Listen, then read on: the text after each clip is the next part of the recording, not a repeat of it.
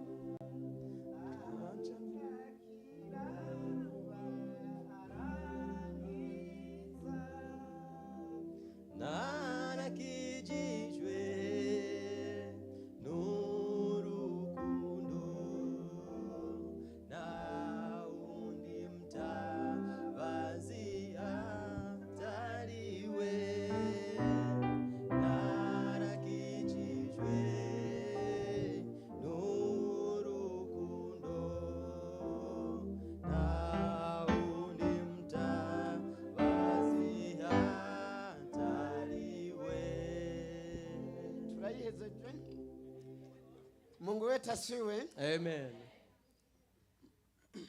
Tuje gusenga Imana. We came here to pray. Kandi nico catumye dukoranira ku musozi. And that's why we are gathering here. Uru rurimi nyene duhamagaza Imana. The same tongue that we used to call God. Mu kutwumva nigwibanza kumva turiko turavuga. He heard the same tongue when we are talking. Kandi uru rurimi nyene. And the same tongue. Nigo ngomba mvugeko. And then I'll be talking about the tongue. Kugira ngo Imana yumve.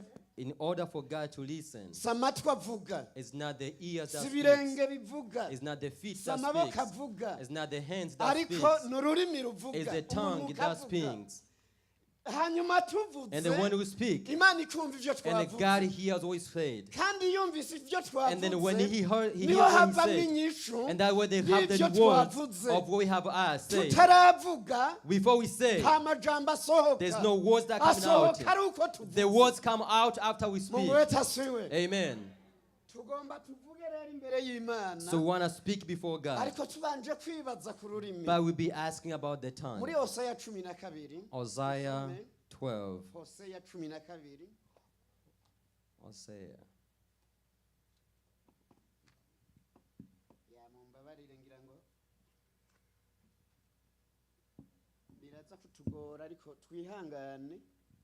Let's be patient.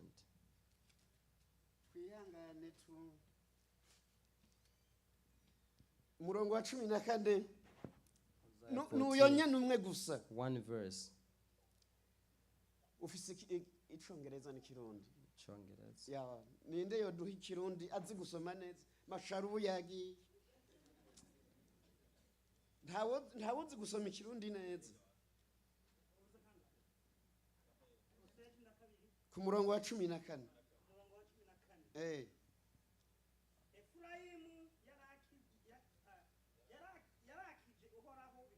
Oya ico si kirundi usomye. Yarakije. Nta wundi muntu azi gusoma.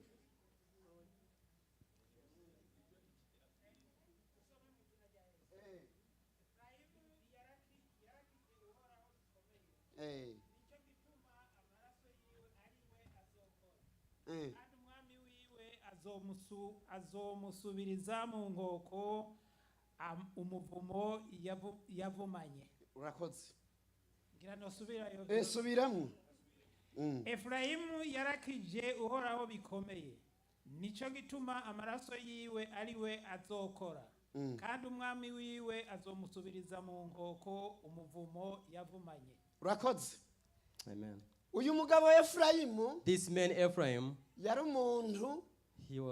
natoye mu ibyaha bibiri yakoze he committed 2 sins that are chosen byamuhumiye that God punished him from. uyu Efrayimu icambere The first one, this Ephraim, yari umubeshi he was a liar. yarabesha akakubeshera He was a liar, and bikakomera then he will lie, ukazorinda uje n'ikuzimu and then he will say the ubwo lie, bubeshi and then bwajanye na wewe udashobora kuvyikura you will keep that lie that he created. ububeshi Liar or lie. ugasanga umuntu ariko aravuga ibintu by'ububeshi atazi Somebody speaking the lie, akavuga agashirako n'isinye ngo nibyo and then they say the lie, uwo and muntu they say that's the truth. bikamwomera abantu bakavuga ati turamuzi ameze uku They will say, we know he's like kandi this. atari ukuri ari And when they ububeshi know it's not true, it's a Efrayimu lie. niko yari So ameze that was Ephraim.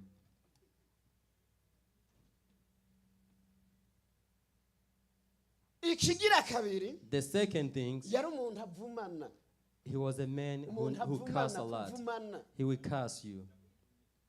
umuntu avumana A man who curses others. urakavuna umuheto wa urakarenzwa ivu uragaca mu bitoki bihinduka amakara Efrayimu muri we nivyo bintu byari byuzuye muri we So Ephraim was a man who curses a yari lot. umuvumanyi He gusa was a Yari man who umuntu curses a avumana, lot. nta muhezagiro There were wamuvumana no blessing that comes out of him. inyuma y'ubwo bubeshi And after the lies nuko kuvumana and the curses, akagomba kuza imbere y'Imana ngo asenge and then he will want to come before kandi God and yakoze pray. ibyaha And bingahe after he committed 2 sins, bingahe committed 2, how many emwe sins? bingahe How many sins? iki 2 sins. Which ones? ububeshi no Lie kuvumana and curses. umuntu adahezagira And muri then who we never bless others. ivyo byaha byari byaramwumiye So he had those 2 sins. inyuma y'ivyo And all after Imana that, ishirababara and God was angry. irashavura God was angry. iravuga ati And they Efrayimu say, Ephraim, kubona uri umubeshi to see that you are a liar kandi and ukaba umuvumanyi you are a curser, ivyo ntibizokorohera that will not be good for you. inyuma y'ivyo And after that, acagereka ku ikindi and then he's saying other hajya things. hepfo muraza kubibona You will read down. ashirako gusenga abayari And then he worshiped Baal. Imana irababara And God was angry. ishiravuga ati And say, Efrayimu Ephraim, nivyiza upfe it's better that you die. shiramwica And then God killed him. ebandi turi kumwe Are we together? tuje gusenga Imana We came here to pray. woba uri umubeshi Are you a liar? uri umuvumanyi Or do you curse others? wongeye ko n'ivyo abayari And navyo do you worship Baal?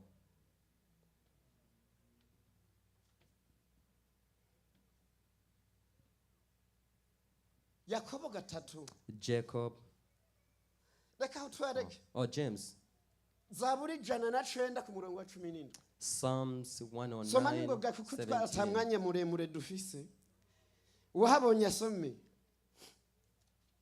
Psalms 109, verse 7, 109 ku murongo wa 17 verse 17.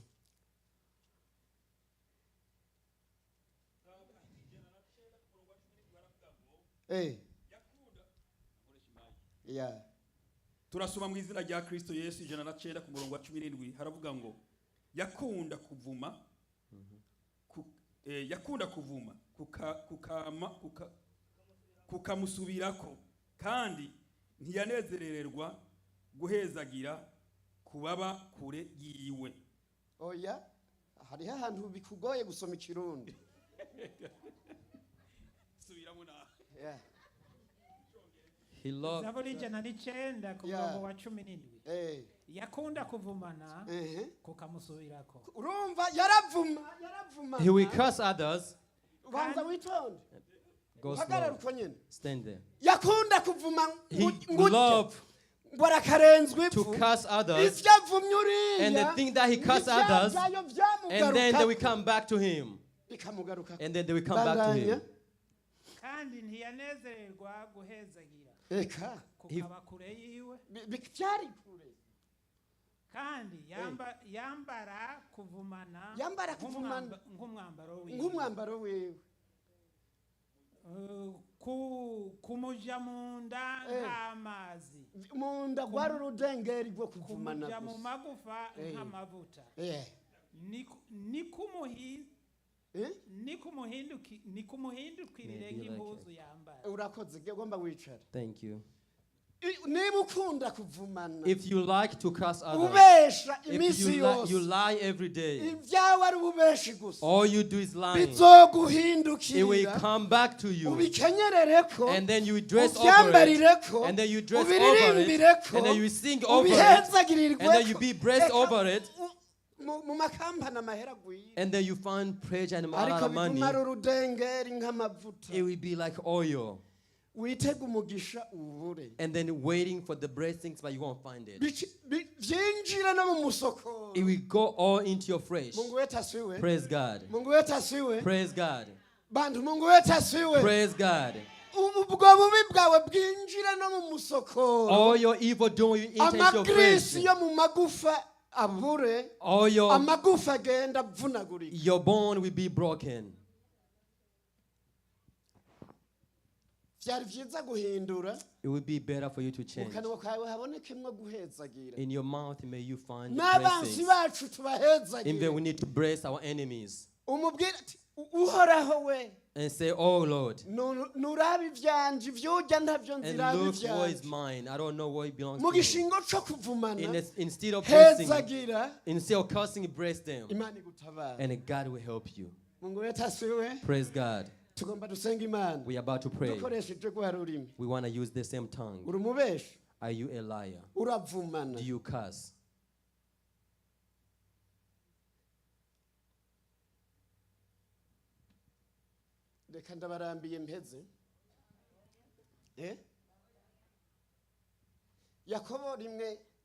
James 1. James 3 verse 1. Soma.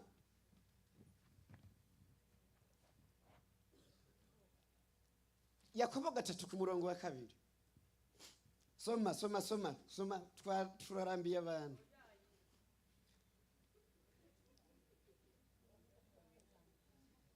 Ikinyamajwi kirazi. 3 ku murongo wa 2. Kuko twese dutsitara muri byinshi. Umuntu wese adatsitara mu byo avuga aba ari umuntu atunganye rwose. Ashobora no kuganza umubiri wiwe wose. Iyo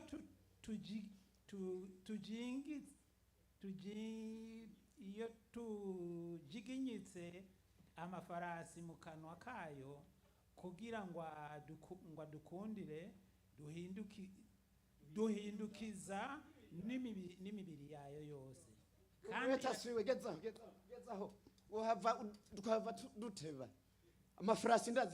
So we know horses. If you, in order to drive the horses, you have to have a rope that tie the mouth. So take the ropes down the mouth. So when we take the ropes, and then the horses will go whenever we tell them to go. That means the tongue. The same tongue. It will make you die, or you will be saved. Hallelujah. Hallelujah. That we need to listen to the tongue, to the Holy Spirit. And the Holy Spirit will guide us. And the Holy Spirit will be with us. The Holy Spirit will speak to us. The lie we need to put away. And then we need to speak the truth. We need to accept to be led by the Holy Spirit. For those who are led by the Holy Spirit, those are the sons of God. When we call God, and then the lie is taken away, and Jesus will hear. When we call Jesus, where there's no other things aside, and the God will be closer to us, and the God will hear us, because through the mouth there's an anointing of God without lying, and the better we go outside. But when we lie, and then Satan will come forward. We are about to call God. We will read the last verse and finish. James 1:26. Be patient with me. I'll read a lot of verses. James 1:26. dusome mu izina rya Yesu. Yakobo 1:2-6. Umuntu niyagira ngo n'umunyedini ntafate ururimi rwiwe ariko agahenda umutima wiwe, idini yuyo izoba ari iy'ubusa. Geza urakoze baribandaniriza basome ibindi. They read the rest. Ngo ni restoration. In the restoration, ndi mu Pentecost. I am a Pentecostal. Ndi mu Methodist. I am a Methodist. Ariko ukibesha. But you still lie. You lie to others. Hari ingo nyinshi abantu batashinjira kuko there's a lot of houses that people don't go. Rugo barabivuze ko baroga. They said in that house they said that they do witchcraft. So people don't go there because of you. And then you want God to speak.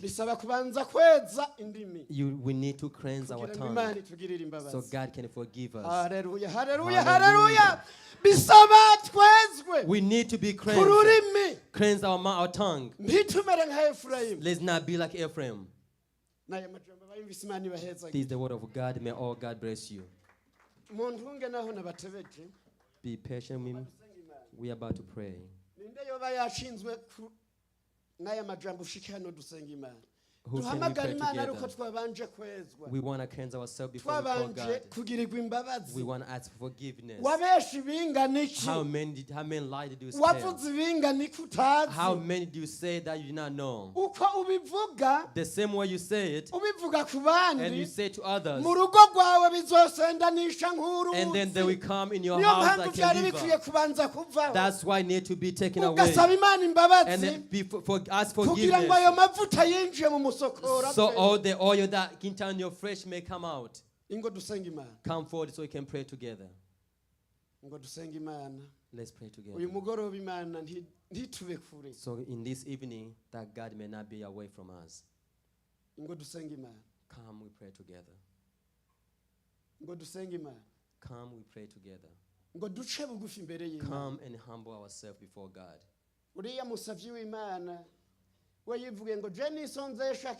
The other men say, I fast a lot. I'm not like that tax collector. But the tax collector say, I'm a sinner. Forgive me. Who was forgiven? The tax collector. But in this evening, let's humble ourselves. Let's all stand up. I said that we all. But if you have something in your heart, it is better for you to come. Don't take this sin with you. But ask for forgiveness. And live here with so you be cleansed. You'll be accepted by God. Don't be like Ephraim. Come, we pray together. No one want to take these blessings. Who want to take these blessings here? Come, we pray together. Let's ask one of the servants to come forward and pray for us. Siku moja mavuno yataisha kabisa, baada ya hayo hukumu.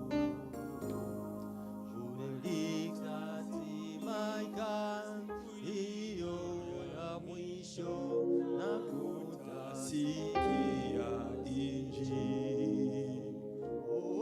Atakusanya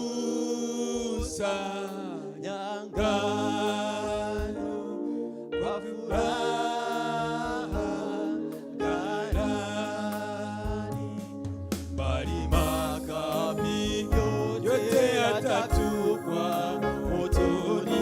Rafiki, utakuwa wapi? Bali makapi yote yatatupwa motoni. Rafiki, utakuwa wapi? Mahubiri na nyimbo za wokovu